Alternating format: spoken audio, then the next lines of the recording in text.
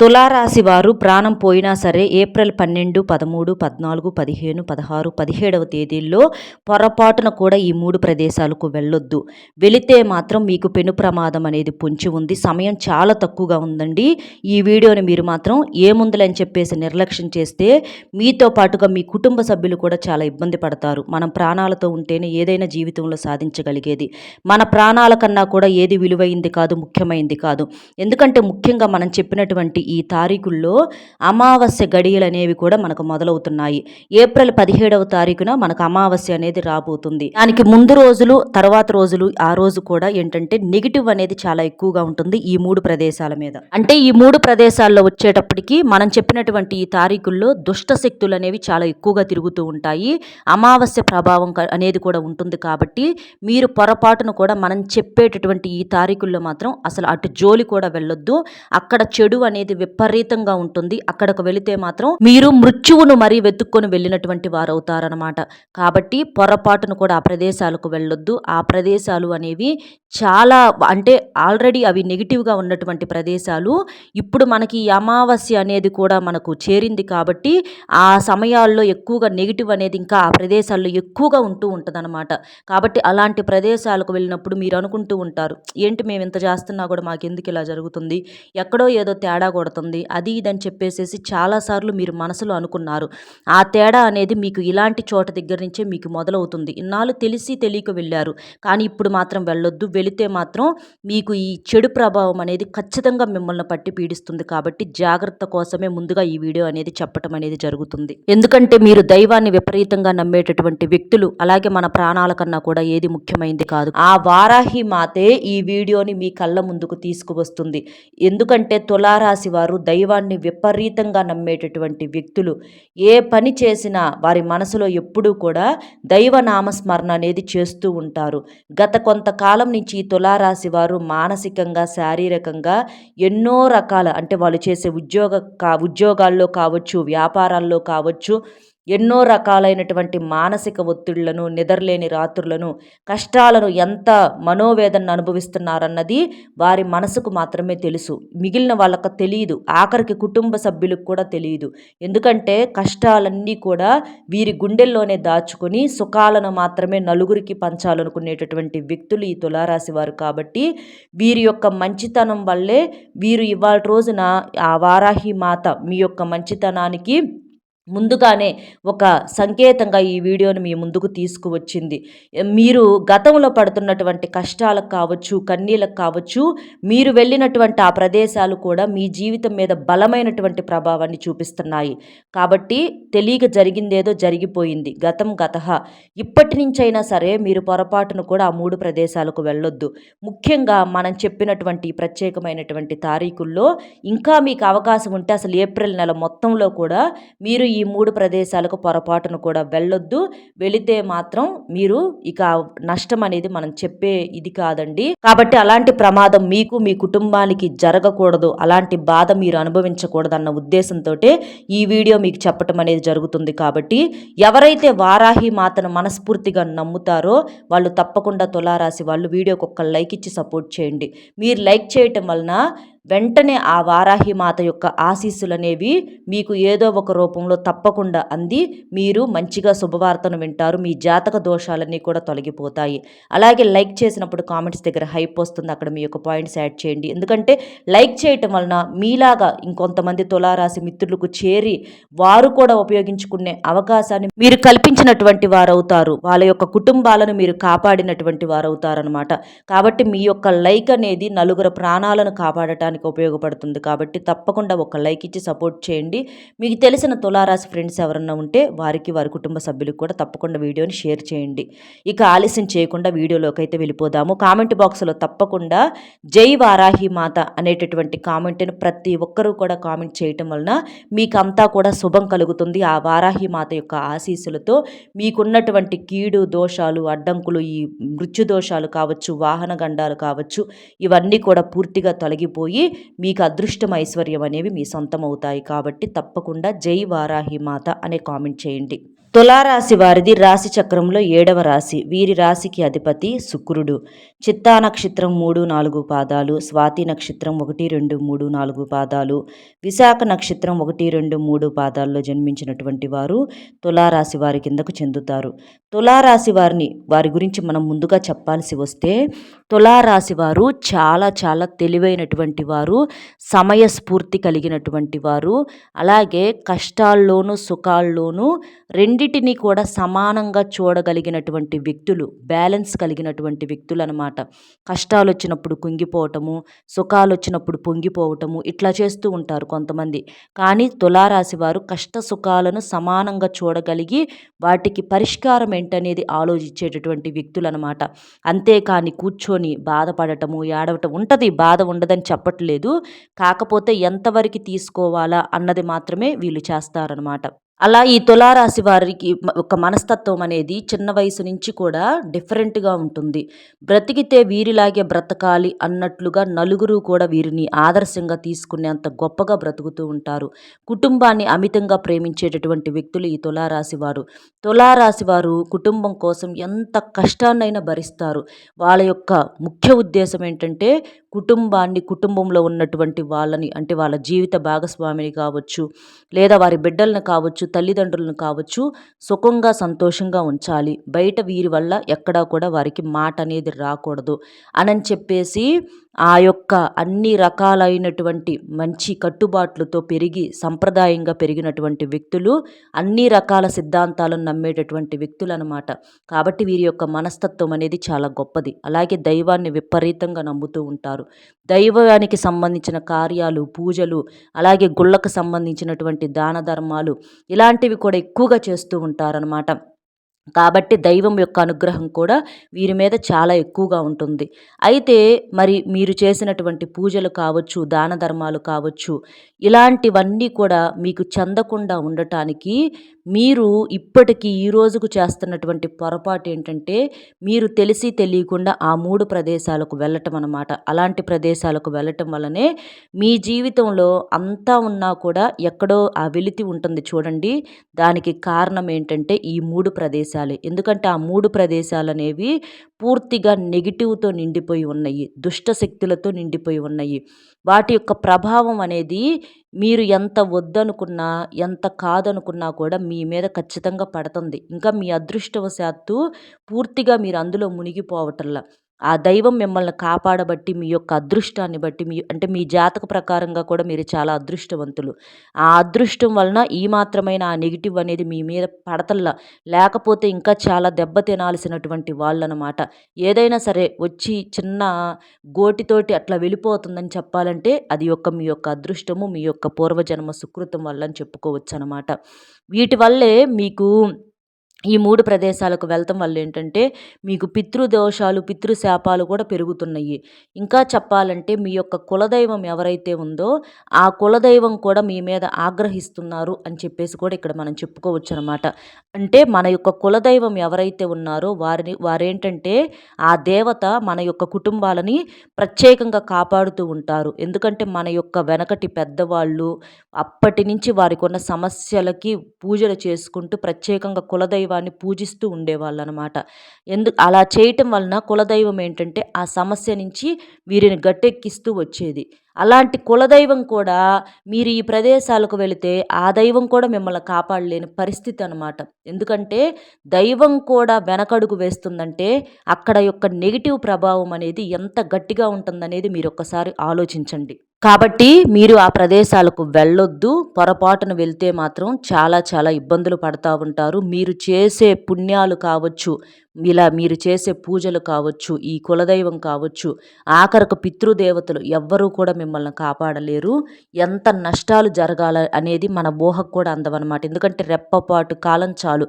ఒక మంచి జరగాలన్నా, ఒక చెడు జరగాలన్నా కన్ను మూసి తెరిసేటప్పటికి ఎన్ని జీవితాలు కూడా చెల్లాచెదురైపోతూ ఉంటాయి. అలాగే బాగుపడినవి కూడా ఉంటాయి అన్నమాట. కానీ ఇక్కడ ఆ ప్రదేశాలకు వెళితే మాత్రం ఖచ్చితంగా మీరు కష్టాలను కొనుక్కొని తెచ్చుకున్నట్లే, సుడిగుండంలో మీరు పడ్డట్లే అవుతుందన్నమాట. ఇంకా మీరేంటంటే, మీ యొక్క కులదైవంతో పాటుగా, మీ ఇష్టదైవంతో పాటుగా మీరు వారాహి దేవిని కూడా పూజిస్తూ ఉండండి. మీరు వారాహి మాత యొక్క మంత్రాన్ని మనసులో మీరు కనీసం స్మరిస్తూనైనా ఉండండి. జై వారాహి మాత అనే మంత్రాన్ని కూడా ఎప్పుడు మనసులో ఏదన్నా ఒక పని మొదలుపెట్టేటప్పుడు కానివ్వండి, లేకపోతే ఏదన్నా పని మీద బయటికి వెళ్ళేటప్పుడు కానివ్వండి, జై వారాహి మాత అనే మంత్రాన్ని చెప్పుకోవటం వలన మీకున్నటువంటి ఆ నెగెటివ్ ఏదైతే ఉందో అదంతా కూడా ఆ తల్లి తీసేస్తూ ఉంటుందన్నమాట. వారాహి మాత యొక్క ఆశీస్సులు కూడా మీ మీద, మీ కుటుంబాల మీద ఉండటం వలన ఇప్పుడు మీకు కలిసొచ్చే దానికన్నా కూడా రెట్టింపుగా మీకు కలిసొచ్చి మీకంతా బాగుండేలాగా, అంటే మీ యొక్క కుటుంబంతో ఇంకా మీకు ఆనంద సంతోషాలు సంపద పరంగా కావచ్చు, అంతా బాగుండేలాగా ఆ మార్పులు చేర్పులు అనేవి మీరే గమనిస్తారనమాట. ఇంకా బాగా కలిసొచ్చిద్ది. కాబట్టి ఆ తల్లిని కూడా మీరు నమ్ముకొని ఆ తల్లికి కూడా పూజలు చేస్తూ ఉండండి.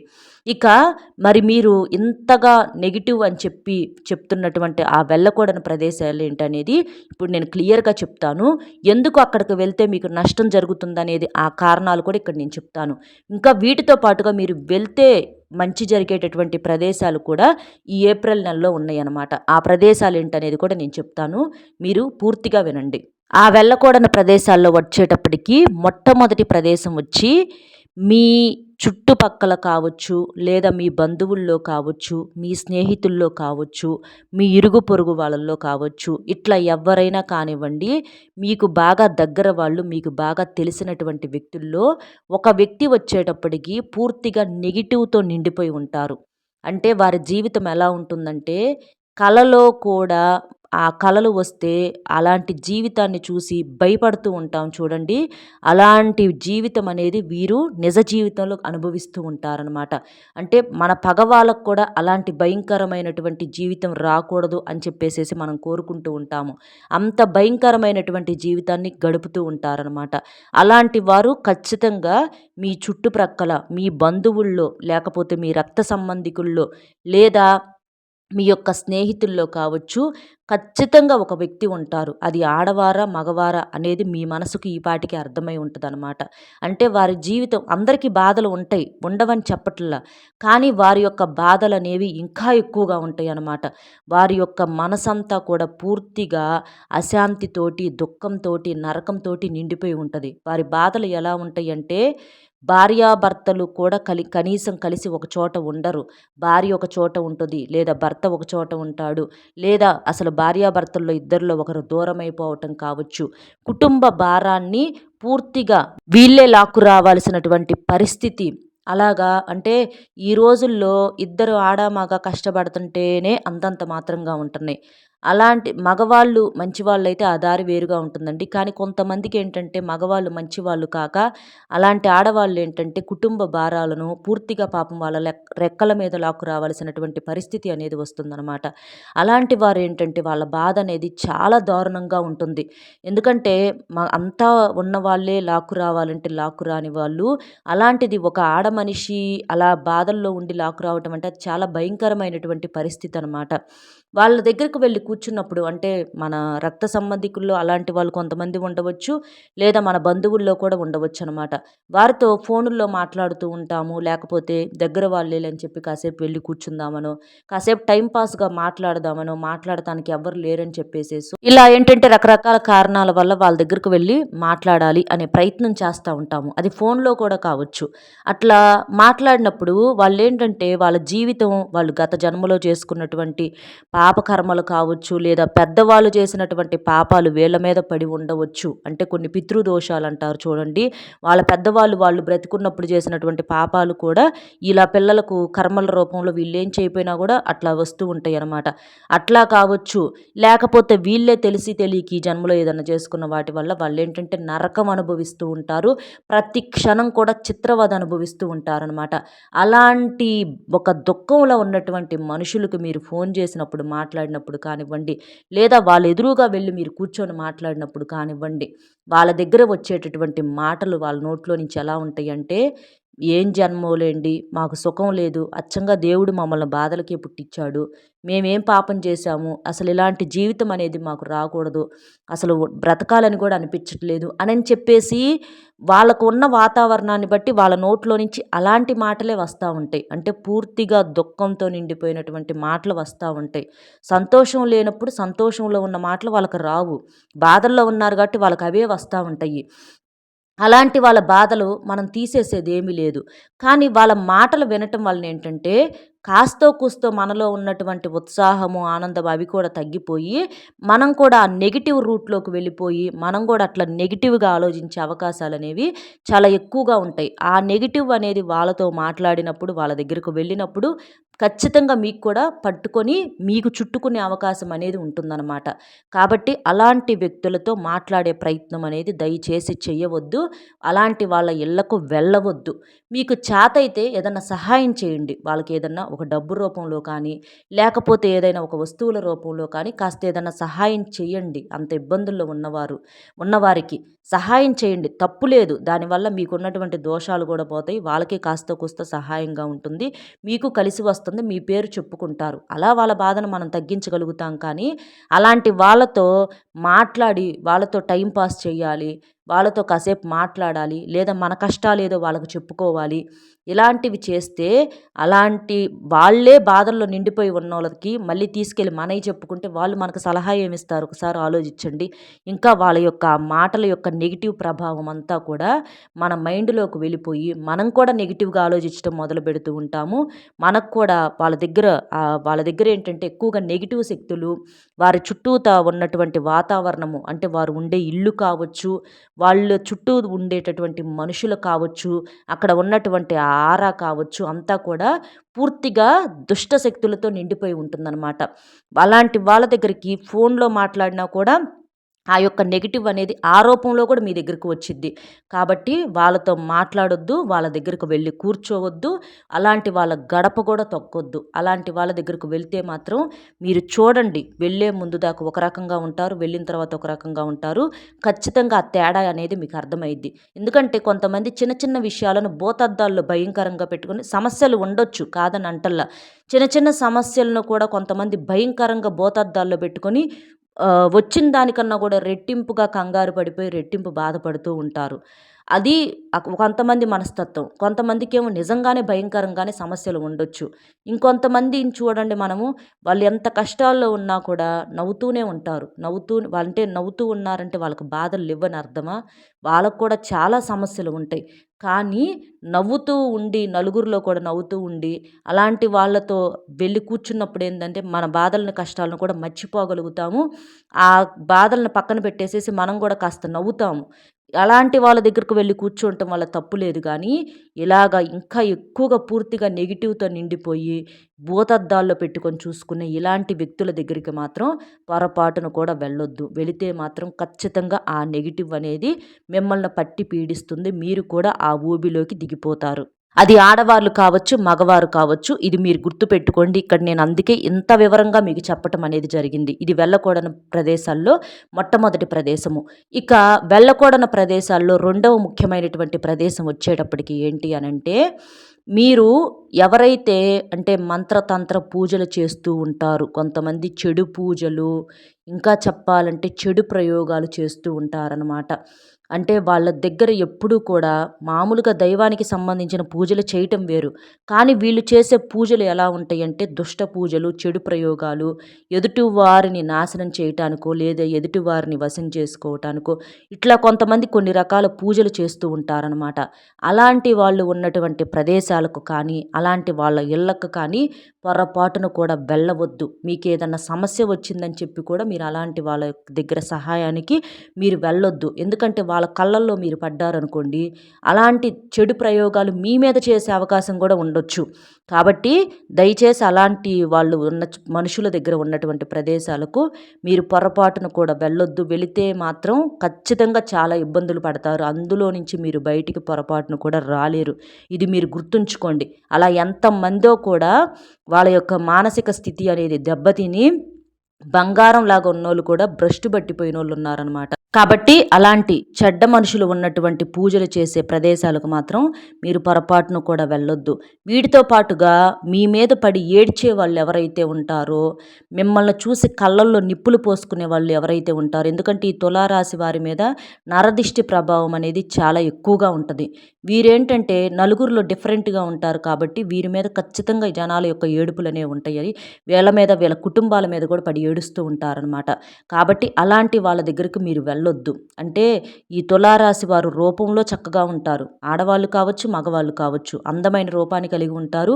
అలాగే వీళ్ళు నలుగురిలో కన్నా కూడా కాస్త గొప్పగా బతికే ఆలోచనలు, అవకాశాలు కూడా ఎక్కువగా ఉంటాయి. కాబట్టి వీరి మాటలు విన్నప్పుడు కానీ, మనుషులను చూసినప్పుడు కానీ, వీరి యొక్క కుటుంబాన్ని చూసినప్పుడు కానీ, వీళ్ళ బంధువుల్లో కావచ్చు, లేదా తోబుట్టువుల్లో కావచ్చు, లేదా కాస్త దూరపు బంధువులు, స్నేహితులు ఇట్లా ఎవరైనా కావచ్చు, మీ మీద పడి ఏడ్చే వ్యక్తులు ఖచ్చితంగా ఉంటారు. మీకు సంబంధించినటువంటి వాళ్ళలో ఒకళ్ళిద్దరైనా గట్టిగా ఉంటారు.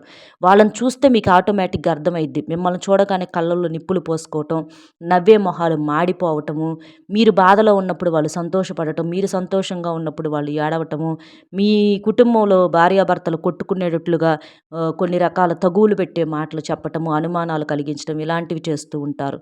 కాబట్టి దయచేసి అలాంటి వాళ్ళ ఇళ్ళకు పొరపాటున కూడా వెళ్ళొద్దు. ఎందుకంటే ఈ రాహుకేతువుల యొక్క ప్రభావం అనేది అంటే ఆ దుష్ట మనుషులు ఎవరైతే ఉంటారో వాళ్ళు రాహుకేతువులుగా మనం ఇక్కడ చెప్పుకోవచ్చు. ఈ ఎండాకాలంలో మనకు వేడి ఎలాగైతే మండుతూ ఉంటుందో వాతావరణం అంతా, అలాగే ఈ రాహుకేతువులు కూడా ఈ ఏప్రిల్ నెలలో ప్రత్యేకంగా అలాగే విపరీతమైనటువంటి వేడితో ఉంటూ ఉంటారు. ఇలాంటి వాళ్ళ ప్రదేశాలకు ఎప్పుడూ వెళ్ళకూడదు. కానీ ఇక్కడ ఈ ఏప్రిల్ నెలలో మనం చెప్పినటువంటి ఈ తారీఖుల్లో కావచ్చు అసలు వెళ్ళకూడదు. ఎందుకంటే ఇలాంటి వాతావరణం ఇలాంటి సమయాలలో ఈ రాహుకేతువుల యొక్క ప్రభావం అనేది ఎక్కువగా ఉన్నటువంటి ఈ సమయంలో వాళ్ళల్లో ఉన్నటువంటి రాక్షసులు అనేవాళ్ళు మేలుకుంటారనమాట. ఇలాంటి సమయాల్లో గనక మీరు వెళ్తే మాత్రం ఖచ్చితంగా మీ జీవితాలను వాళ్ళ చేతుల్లో పెట్టేసినట్లే. వాళ్ళ యొక్క నెగిటివ్ అంతా కూడా పూర్తిగా మీ మీద పడుతుంది. అలాంటి వాళ్ళ గడప కూడా తొక్కవద్దు. వాళ్ళ చేత్తో ఒక గుక్కెడు మంచినీళ్ళు ఇచ్చినా కూడా మీరు పొరపాటున కూడా తాగవద్దు. ఎందుకంటే అలాంటి వాళ్ళ చేతులతో అమృతం ఇచ్చినా కూడా అది విషమే. కడుపు నిండా ఈర్ష్య, అసూయలు, కుళ్ళులు, కుట్రాలతో పెట్టుకొని కళ్ళల్లో నిప్పులు పోసుకుంటా అలాంటి చూపుల ప్రభావము, వాళ్ళిచ్చే మంచినీళ్ళ మీద కావచ్చు, వాళ్ళిచ్చే టీ మీద కావచ్చు, కాఫీల మీద కావచ్చు, వాళ్ళ చేత్తో ఒక పట్టెడు అన్నం తిన్నా కూడా అది మనకు విషంగా మారుతుంది. మన జీవితాల్లో అప్పటి నుంచి దరిద్రం అనేది పట్టి పీడిస్తుందనమాట. కాబట్టి మొహమాటానికి కూడా అలాంటి వాళ్ళతో మాట్లాడే ప్రయత్నం చేయవద్దు. మొహమాటానికి కూడా గుక్కెడు నీళ్ళు కూడా తాగొద్దు. జాగ్రత్తగా ఉండండి. ఇది వెళ్ళకూడని రెండవ ముఖ్యమైన ప్రదేశం. ఇక వెళ్ళకూడని ముఖ్యమైనటువంటి మూడవ ప్రదేశం ఇది జాగ్రత్తగా మీరు గుర్తుపెట్టుకోండి. ఎందుకంటే ఈ ఏప్రిల్ నెలలో ఎండలు విపరీతంగా ఉంటాయి కాబట్టి నీరు ఉన్నటువంటి చల్లటి ప్రదేశాలకు వెళ్ళాలని చెప్పి ప్రతి ఒక్కరూ కూడా కోరుకుంటూ ఉంటారు.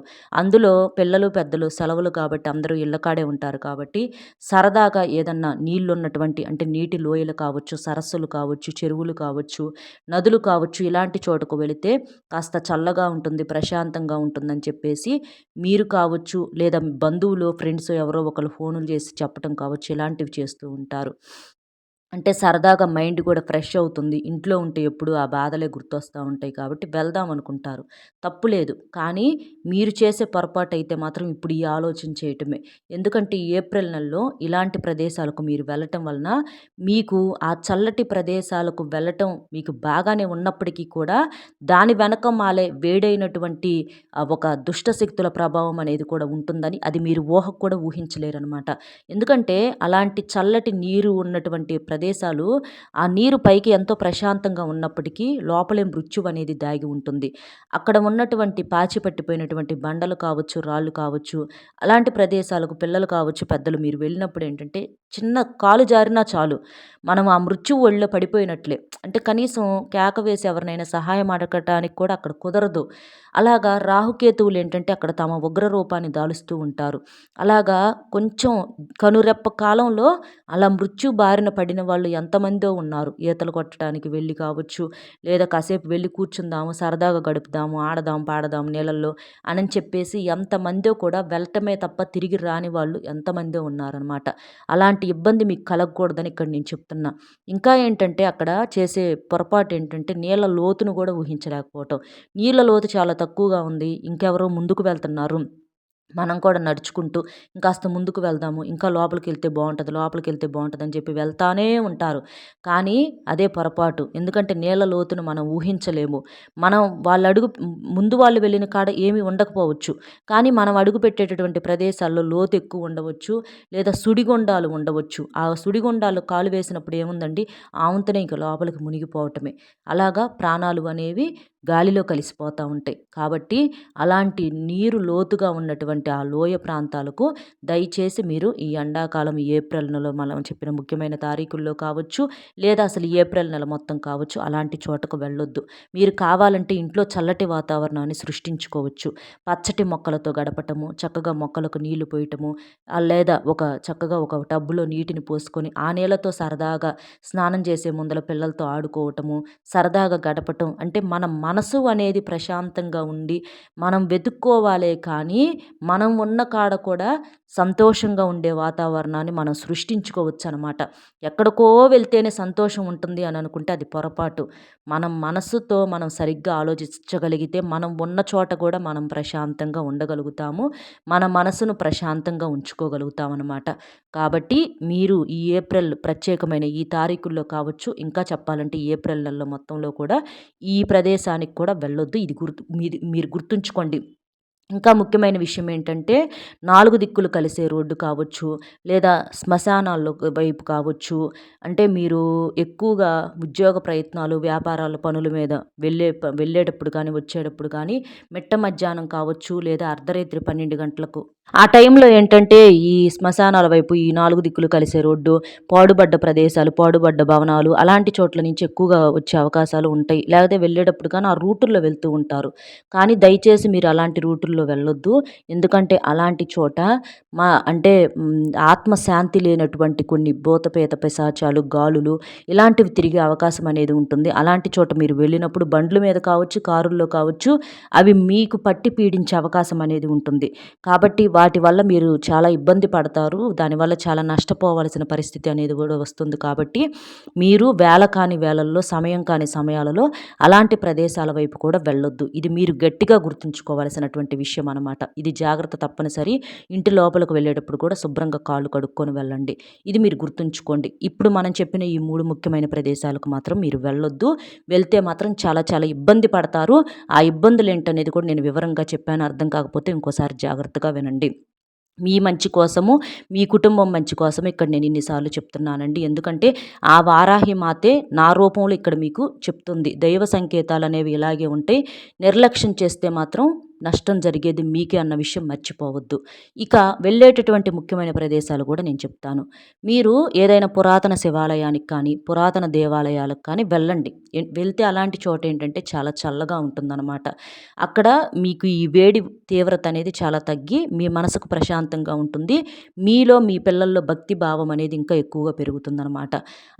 అలాంటి పురాతన శివాలయాలకు వెళ్ళి ఒక బిందెడు నీళ్లతో చక్కగా శివలింగానికి అభిషేకం చేసి బిల్వ దళాలను పెట్టి పూజ చేయండి. అలా చేయటం వలన శివుడు ఎంత చల్లబడతాడో మీ మనసులు కూడా అంతే చల్లబడి మీకు బాగా కలిసి వస్తుంది. కాబట్టి పురాతన శివాలయాలకు, పురాతన దేవాలయాలకు వెళ్ళండి. ఇంకా అనాథ పిల్లలకు, వృద్ధులకు ఐస్ క్రీములు, చల్లటి కూల్ డ్రింకులు, చల్లటి పానీయాలు, ఐస్ క్రీములు ఇలాంటివి, పండ్లు ఇలాంటివి మీరు దాన ధర్మాలు చేయండి. మంచిగా ఏదన్నా బట్టలు కానివ్వండి, గొడుగులు కానివ్వండి, చెప్పులు కానివ్వండి, ఇవి మీరు దానం చేయటం వలన మీకు మీ జీవితాల్లో, మీ జాతకాల్లో ఉన్నటువంటి శని ప్రభావం అనేది తగ్గి మీకు ఇంకా బాగా కలిసి వస్తుంది. మీకు బాగా ప్రశాంతంగా ఉంటుంది. మీకు ఇంకా 1కి 4 రూపాయలు 4 దిక్కుల నుంచి కలిసి వచ్చే అవకాశం అనేది ఉంటుంది. కాబట్టి ఇలా చేయండి. గోవుకు ఆహారంగా ఏదైనా తినిపించండి. ఇంట్లో కూడా చక్కగా పూజ చేసుకోండి. వారాహి మాతను కూడా స్మరించుకుంటూ ఉండండి. ఆ తల్లికి కూడా అప్పుడప్పుడు పూజ చేసే ప్రయత్నం అనేది చేయండి. ఇలా చేయటం వల్ల మీకు బాగా కలిసి వస్తుంది. గోవు యొక్క సేవ కూడా మీకు బాగా కలిసి వస్తుందన్నమాట. వెళ్ళాల్సినటువంటి ప్రదేశాలు అయితే ఇవి. అర్థమైంది కదండి. వెళ్ళకూడని ప్రదేశాలు ఏంటి, ఎందుకు నష్టం జరిగిద్ది, ఎలాంటి చోట్లకు వెళ్తే మీకు బాగా కలిసి వస్తుంది, ఏం చేస్తే మీకు అదృష్టం కలిసి వస్తుంది, ఇదంతా కూడా ఇది ఏప్రిల్ ఈ తారీఖుల్లోనే కాకుండా ఏప్రిల్ నెల మొత్తం కూడా మీకు బాగా ప్రభావం చూపిస్తుంది. కాబట్టి మీరు మొత్తం కూడా ఇలాగే చేయండి ఏప్రిల్ నెల అంతా కూడా. మన వీడియో మీకు నచ్చింది అనుకుంటున్నాను. అలాగే ఉపయోగకరంగా ఉందని నేను మనస్ఫూర్తిగా నమ్ముతున్నాను. కాబట్టి తప్పకుండా వీడియోకి ఒక లైక్ ఇచ్చి సపోర్ట్ చేయండి. లైక్ చేసినప్పుడు కామెంట్స్ దగ్గర హైప్ వస్తుంది. అక్కడ మీ యొక్క పాయింట్స్ అనేవి యాడ్ చేయొచ్చు. మీరు లైక్ చేయటం వలన వీడియో మరికొంతమంది తులారాశి మిత్రులకు చేరి వారు ఉపయోగించుకునే అవకాశాన్ని కల్పించిన వారవుతారు. కాబట్టి లైక్ చేసిన ప్రతి ఒక్కరికి కూడా ఆ వారాహి మాత యొక్క ఆశీస్సులు అనేవి తప్పకుండా ఉంటాయి. అలాగే మీకు తెలిసిన ఫ్రెండ్స్కి కూడా షేర్ చేసి మొట్టమొదటిసారిగా మన ఛానల్ చూస్తుంటే సబ్స్క్రైబ్ చేసుకోండి. పక్కనే ఉన్న ఆల్ అనే బెల్ని క్లిక్ చేయండి. అప్పుడు నోటిఫికేషన్స్ వస్తాయి. కామెంట్ బాక్స్లో జై వారాహి మాత అనే కామెంట్ చేయండి. అలాగే లైక్ చేయటం మాత్రం అస్సలు మర్చిపోవద్దండి. మళ్ళీ కలుద్దాం మరో మంచి విశేషంతో. నమస్కారం.